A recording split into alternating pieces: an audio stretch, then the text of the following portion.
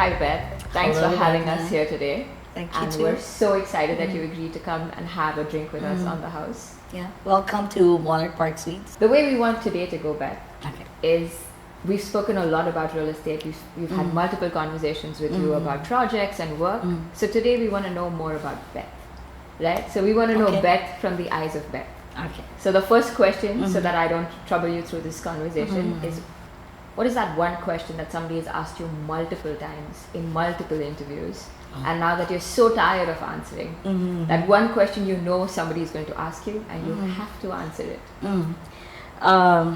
Well, most of the time they would ask me how does a very successful woman able to achieve a work-life balance. I know, we're all sick of that Yeah. question. Do you want to Yeah. answer it though?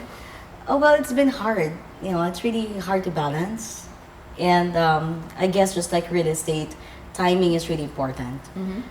Timing on when to have a child, when to really focus and work. And everything just comes together when timing is good. Like life, you think there's a little bit of hard work, a Oh yeah, little bit because of you, like you have knowledge. to be. You also have to be ready with the next milestone of your life. Like having a child is not simple to do, Yeah. and do your tough job at the same time is not easy. So pacing and timing on when to get into the next challenge in life is very important to get ready for it. How far ahead do you think people should actually think? Oh, really far ahead. I Mhm. keep on telling my nephews and even my colleagues, young colleagues at work, I tell them biologically, we are living by the phase, okay, Yeah. in with life that Yeah. you have to be ready and give your best on the stage where you are at. Say if you're a senior, if you're a junior manager, you have to learn everything Yeah. while you're a junior so that you will be ready the next phase of being a senior, Yeah. and so on and so forth. And if you also plan of having a child or having a family, as a woman you have to also be there for your family. And so that's basically what I did. I focus at work, and I made sure that I hit the target for the first 10 years of the company. And that's the only time I said I'm ready for a child. Nice. Yeah. But do you think once you have that family, that like work takes, it's not, right? I think that's where a lot of people make a mistake with balance. I think it's just you become so good at one part of the job that you can even maybe step aside for some time, but you can do the work just as well. Isn't that how it is? Or how Well, do you as, look as at it? easy as not as easy as that. Of course. Just like it's in a perfect timing. It's a better way because you are more ready to be a mother when Yeah. the timing is right, when you have more time for them, Yeah. because work is already stable. Yeah. All the targets are already set and all the implementations are already being taken care of. Then you're ready to give more time to your child. How is the 20-year-old Beth? How did the 20-year-old Beth think? Oh, very aggressive because I came from the province, and I came from a family of aggressive parents and aunts and uncles, where one of them even became a mayor in our place. So I have been always advised by my grandfather to to do something distinct with with myself. And she always tell me that life is what you make it. Yeah. So I left the province with that advice, and I just focus on being successful one step at a time. So you do believe that you had very strong role models in your life? Yes. Or was it the support system? And also the environment when I grew up. Yeah. Like I said, all of them were very go-getters. Yeah. Yeah. So how does one who's not from a family like that? I mean, all of us come from different family backgrounds, right? We also see people who come from very, very humble, quiet families who suddenly break out and become so successful. So how do you think that it's really important to have a role model in your life? And do you generally find mentors along the way? How has it worked for you? yeah, you just have to see through what's coming in and what's facing you, and you'll find really inspirations from not just your family but also friends and colleagues that you come across in your life. So for Beth, was it 80% self-drive and 20% environmental influence, or how would you put a measure to it? I'd say yeah, I was really a go-getter, and I was always been very focused. I knew my priorities, and yeah, I also try to make sure that I always standing on my grounds on principles and integrity. Yeah. I mean, that's such an important conversation, right? Because a lot of us in the race to go right on top forget so many things along the way. Correct. And how do you feel like looking back? Do you feel like if you had made another choice, life would have turned out differently? Well, whether it was real estate or whether I really pushed through on the hotel and management, I really was determined to, achieve the highest, position and highest achievements or responsibility that I can possibly get in whatever industry I was gonna be, given the opportunity to work in. Yeah. Do you remember your first job? Do you remember the first check you got by yourself?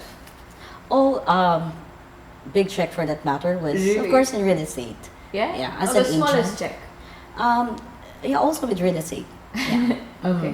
What did you do with it? I invested in myself because, well, having a reward monetarily would excite really a young person. Yeah. But since I was more mature than my age, I thought of that as a cue already to make it bigger. Because when you're able to sell something, that means you can sell more, and you can already do it already. That's a cue that, yeah, you can do better. So I invested in myself more, meaning I package myself to looking more professional when it comes to selling, because at the time real estate was not really a highly regarded job. And they would call you like you're offering condominium and you're just holding up a flyer, and you're just approaching people. But I work by strategy, and one strategy is to package myself really well, looking as expensive, as quality, as classy as the project that I was carrying. Nice. And do you think that made a very big, that more than outside, I think internally it gives you this confidence and this feeling, right? Yeah, confidence, and then everything else that they feed you in terms of product knowledge, in terms of sales skills, will come, more fluid and more, easy to understand, because you have that flair already. You have that, confidence over the project. That's very interesting, right? So would that be one of the advices that you would give maybe people who come your way, if you have to give them a little bit of advice? Oh yeah, always. And many of them also succeeded because of the confidence, not just the knowledge, because all of us have that selling skills innate to us, because we love to talk, we love to sell anything, but the strategy and how to approach it is really important, from packaging to how you carry yourself, how to approach people, and how to strategically get leads, okay, and sell the product, okay, not just for getting one purchase, but to even look forward to selling more to a person or to a group of person. So really, strategy is very important. So if I have to ask you, it's not a 10-year plan, because I think none of us, Beth makes 10-year plans, most human beings don't. Okay. But if you have to look at it as looking forward, what do you want personally and professionally? How do you, I know you have a daughter who's growing up very fast. How do you see the next 10 years with her, and how do you see the next 10 years in the real estate industry?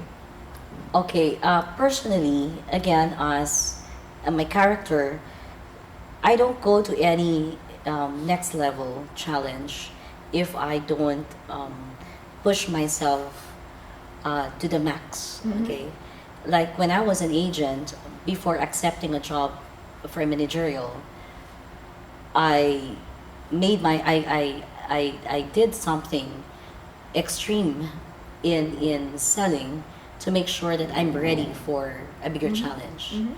So right now, we have been very good in residential development. We've been good in developing, landmarks in areas like Ross Boulevard, and in Binondo we changed the landscape. It's been a very successful, 15 years for the company, and 10 years for that matter would be um, a new types of developments going into hotel, complementing more on what the real estate, demands are, and continuing in residential. But again, since we always craft something that is not templated, we continue to, to give something new for residential unit owners, something, a new living condition that, they would complement their lifestyle. Because in Binondo, that's what we've been very successful at, and concentrating for the next 10 years on expansion and more types of development is what I had for Anchorland. What about personally? Personally, well, I'd like to believe that physically I can still do the job. I still am very excited for what's ahead with Anchorland. Um, I am dedicated to stay here for the next 10 years, but there's also a little girl growing up, and pretty soon she'll be in college.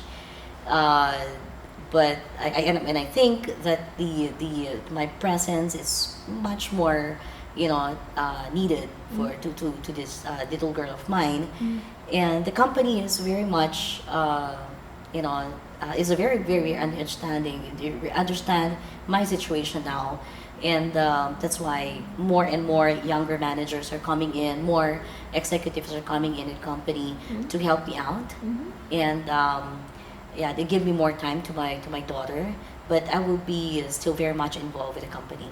What is her favorite trait for you? Like, what is the one trait in her that you are extremely proud of as a mother?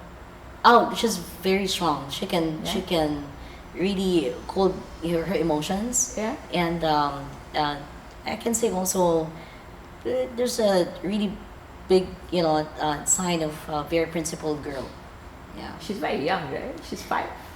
She's 5, but I talk to her like An adult. like an adult. That's why. It's great parenting. Mm-hmm. Fantastic. But there's so much. I think, there's so much that you've spoken about. I think you sound passionate about most things that you do. And there is so much happening, right? You've been very controlled with what you've been saying, but yes, I'm sure it's as chaotic at the back of it all, right? There's 10,000 things happening at once. So how do you structure your day? Like, what is a typical day in Beth's life? Well, now it's more it's more exciting. It's a different kind of excitement because again, I have a daughter that no matter what pressure I get, okay, from the day's work, I go home and I have a child who cheers me up. But of course, waking up again another day, it's still challenging. I still prepare myself the same way, making sure that I will not be able to miss out on what's important in the day, and not just in the day, but continuously. I also continuously explore myself on new ideas, new approaches in not just in leadership inside the office, but also dealings with the market. Like right now, our first entry in Davao had been very challenging, but I'm very happy that all our efforts, went into, very fruitful, reward to the company. That preparation is really very important, and looking and giving a lot of attention on details, and I think that's one trait of a woman, to look at details and repeatedly telling people, not to miss out on those things. On those details. That I think is my role already in the company. Somebody very senior, to keep on reminding our new, and fresh talents in the company. It's a good blend. They bring the new flavor, the new designs, the new ideas, and here I am still reminding them on what not to forget. What the unit owners have been really buying. As a reasons of buying of clients from Anchor Lands project. It's been that combination, and the very supportive management has been very helpful to me, because it's not, I said, not easy anymore to balance, going from one meeting, and going to school to attend, the parent teacher or an event in the school is not anymore that easy. But since I have a very supportive management and a very supportive team, it also is very very nice to have, and you're in this situation now as a parent and holding a very important position. Have you ever looked back and said, if I had not got into real estate, I would have done this? Like, what would you have done if it was not real estate? I would have been a restaurateur, or I would put money like on to, fashion, but I really wanted to continue the legacy of my grandfather, because he had a hotel in our province. Okay. And that's why I also studied hotel management, because he really wanted that I take over. But there was better and bigger opportunity in real estate. So there was never design and fashion or will that always be a side of your life that you will enjoy doing? But it would not be a career. It comes as a hobby. Yeah. It comes as a hobby. Not just for me, but also for my daughter, just my doll. So it relaxes me most of the time. Dressing her up, dressing myself. Do you feel like she's got a sense of fashion from you? Oh yeah, she styles herself now by herself. At 5. Yeah, at 5. Yeah, and I would be surprised when she sees this, but YouTube, she sees it all the time. She sees it in her mother, I bet. Yeah. My ways, probably the way I put on makeup. Yeah, she the comes in attention to everything. detail. Yes, yeah. Even the way I talk on the phone, even already language we use in the office. She picks it up and she mimics it when she's talking to her dolls. Yeah. Oh, that is so sweet. Yeah. There's a last question, Beth. I think this is a very, very important question, and I'd love to know your point of view on it, because you have a young daughter, and I'm sure she'd love to hear this side of what you have to say to her too, right? And I think everybody out there, all young women, are always looking to find the right answer. I don't think there's a right answer, but it is about sexism, right? What would you tell your daughter, who's 5 years old today, about the world that we live in and sexism that exists or doesn't exist, and how to fight it? Well, now women are more determined individuals.